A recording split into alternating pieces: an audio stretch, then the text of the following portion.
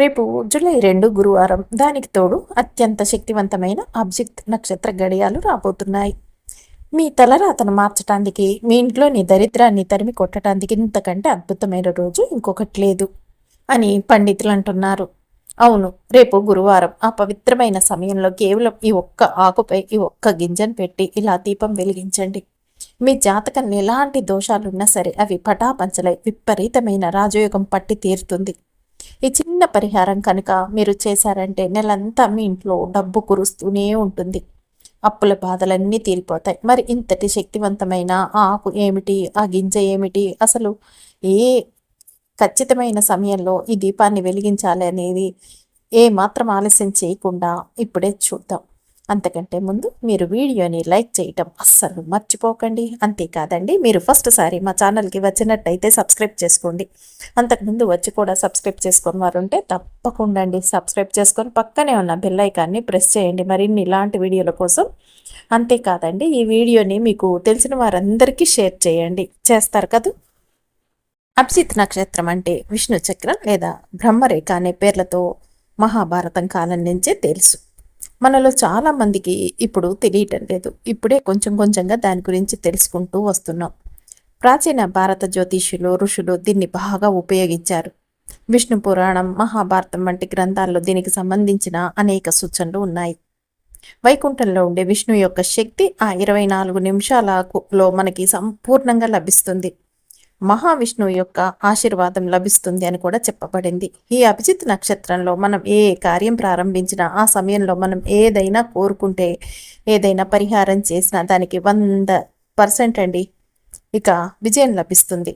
మీరు వినే ఉంటారు, ఈ అభిజిత్ నక్షత్రం అంటే అత్యంత అద్భుతమైన నక్షత్రం అని కూడా పండితులు అంటున్నారనమాట.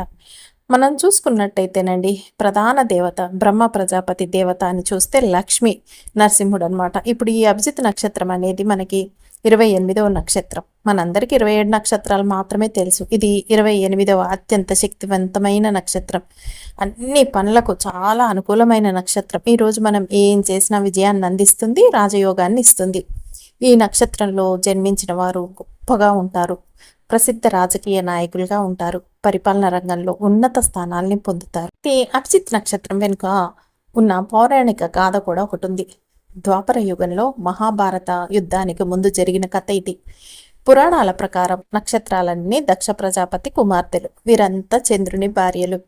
అయితే ఈ నక్షత్రాలన్నిట్లో అభిజిత్ నక్షత్రం చాలా చిన్నది, కానీ అత్యంత కాంతివంతమైనది, పవిత్రమైనది. దీనికి అధిపతి బ్రహ్మదేవుడు. ఒకసారి నక్షత్రాలన్నిటికీ తమలో తాము ఒక పోటీ లేదా అహంకారం వచ్చింది. రోహిణి నక్షత్రం అంటే చంద్రుడికి అమితమైన ప్రేమని, మిగిలిన నక్షత్రాల కంటే తనే గొప్పదని రోహిణి భావించేది. అదే సమయంలో కార్తీక నక్షత్రానికి కూడా జ్యోతిష్య చక్రంలో తనే మొదటి స్థానంలో ఉన్నానని, పూర్వకాలంలో కార్తీక నక్షత్రంతోనే సంవత్సరం మొదలయ్యేది. అహంకారం వచ్చిందనమాట.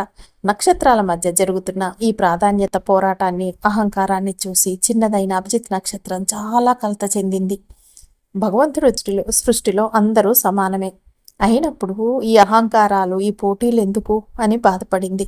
అంతేకాదు, తపస్సు చేసి అత్యున్నత స్థానాన్ని సంపాదించుకోవాలని నిశ్చయించుకుంది. వెంటనే ఆకాశ మార్గాన్ని వదిలి వనంలోకి వెళ్ళి బ్రహ్మదేవుణ్ణి ప్రసన్నం చేసుకోవటానికి ఘోర తపస్సు ప్రారంభించింది. అప్పుడు విశ్వంలో వచ్చిన అలజడి, అభిజిత్ నక్షత్రం ఆకాశం నుంచి తప్పుకోవడంతో నక్షత్ర మండలంలో ఒక పెద్ద ఖాళీ ఏర్పడింది. కాలచక్రంకి తల క్రిందులుగా అయిపోయింది. కాలచక్రం అనేది ఋతువులు మారటం, గ్రహాల గమనం తారుమారవటం మొదలైంది. ఇది గమనించిన ఇంద్రుడు, మిగిలిన దేవతలు కంగారుపడి బ్రహ్మదేవుడి దగ్గరకు వెళ్లారు. అదే సమయంలో వ్యాస మహర్షి కూడా ఈ నక్షత్రం మాయమవటం వల్ల కాలగణనంలో వస్తున్న ఇబ్బందుల్ని గుర్తించారు.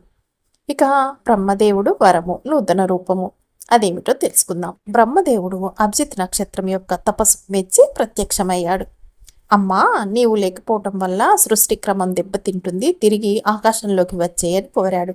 కానీ అభిజిత్, స్వామి, నాకు ఈ నక్షత్రాల మధ్య ఉండే పోటీ వద్దు, నన్ను ఎవ్వరు అవమానించని అందరికంటే పవిత్రమైన స్థానాన్ని ప్రసాదించు అని అడిగింది. అప్పుడు బ్రహ్మదేవుడు ఒక అద్భుతమైన నిర్ణయం తీసుకున్నాడు.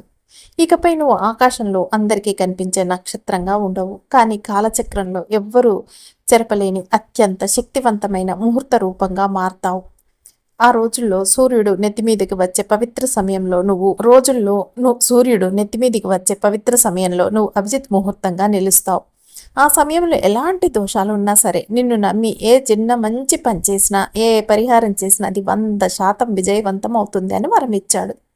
అలా అభిజిత్ నక్షత్రం ఆకాశం నుండి అదృశ్యమై కాలంలో ఒక విజయ ముహూర్తంగా మారిపోయింది. ఆ విధంగా అభిజిత్ నక్షత్రం అంత అద్భుతమైన నక్షత్రంగా మారిపోయింది. ఈ నక్షత్రం విజయాన్ని అందించే నక్షత్రం కాబట్టే రాజులు, యోధులు, ఋషులు, మహానుభావులు, సిద్ధులు, ఆధ్యాత్మిక నాయకులు వారంతా ఇందులో జన్మించి ఉంటారు అని కూడా పండితులు అంటున్నారు. అభిజిత్ నక్షత్రంతో అని చూస్తే మనం దీన్నే బృహస్పతి అని చెప్తున్నాం, లేదా గురుగ్రహానికి చెందింది. మరియు చంద్రుడు చంద్రభగవానుడికి ఆధిపత్యం ఉన్న నక్షత్రం అని చెప్పబడుతుంది. గురువారం నాడు వచ్చింది అనే దానితో పాటు తృతీయ తిథిలో వచ్చిన ఈ అభిజిత్ నక్షత్రాన్ని చూసినట్లయితే చాలా శక్తివంతమైనదిగా చెప్పబడుతుంది. ఈ జూలై 2వ తేదీ చూసినట్లయితే గురువారం నాడు ఈ అభిజిత్ నక్షత్రం వచ్చింది. గురువారం అంటే సాధారణంగా మనం సాయంత్రం 5 నుంచి 8 వరకు కుబేర సమయం అని చెప్తాము. కుబేరుడికి అనుకూలమైన రోజుగా ఈ గురువారాన్ని చెప్పుకుంటాం. ఈ రోజుల్లో ఈ అభిజిత్ నక్షత్రం వచ్చింది. అందువల్ల ఈ గురువారం నాడు వచ్చిన ఈ అభిజిత్ నక్షత్రాన్ని మనం ఉపయోగించుకోవాలి. అది కూడా తృతీయ తిథిలో వచ్చింది. ఈ గురువారం నాడు వచ్చిన ఈ అభిజిత్ నక్షత్రాన్ని మనం కంప్లీట్గా ఉపయోగించుకుంటే అద్భుతాలే జరుగుతాయి. అంటే గురు భగవానుడి ఆశీర్వాదం అనేది మనకి లభిస్తుంది అని పండితులు చెప్తున్నారనమాట. ఎందుకంటే ఈ అభిజిత్ నక్షత్ర సమయంలో మీరు కొత్త వ్యాపారం ప్రారంభించుకోవచ్చు.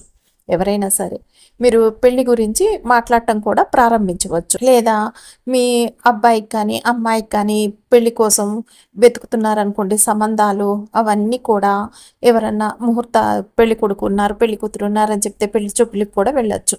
మీరు ఏం చేసినా కూడండి ఈ ముఖ్యమైన మంచి ఈ అభిజిత్ ముహూర్తంలో చేయబట్టి మీకు ఫలితం అయితే అద్భుతంగా వస్తుందన్నమాట. మీరు మంచి విజయాన్ని అయితే పొందుతారు.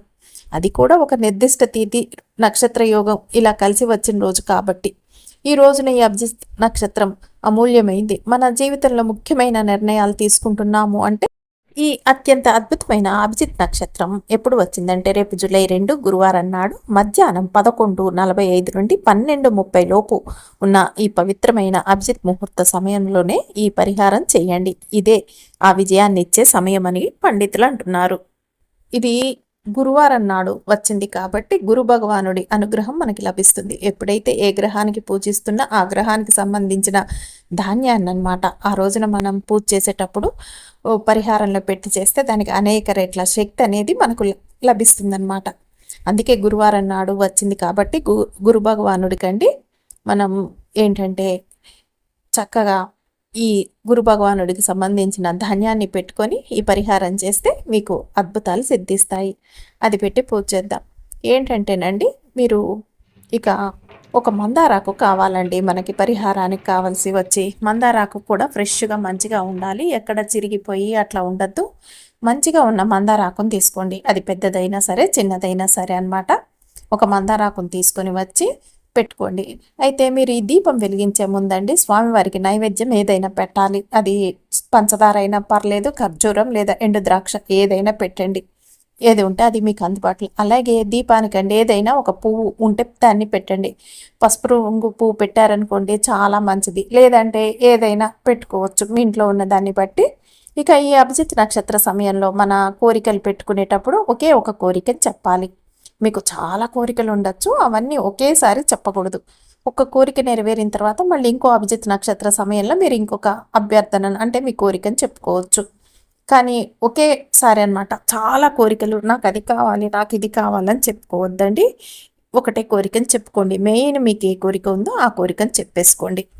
ఇక ఒక మందారాకునైతే తీసుకున్నాం కదండి, దాన్ని బాగా కడిగి శుభ్రం చేసుకొని దానిపైన పసుపు కుంకుమ పెట్టి దానిపైన శనగలండి ఎంత అనేది ముఖ్యం కాదు, మీరు ఎన్ని కావాలంటే అన్ని పెట్టుకోవచ్చు.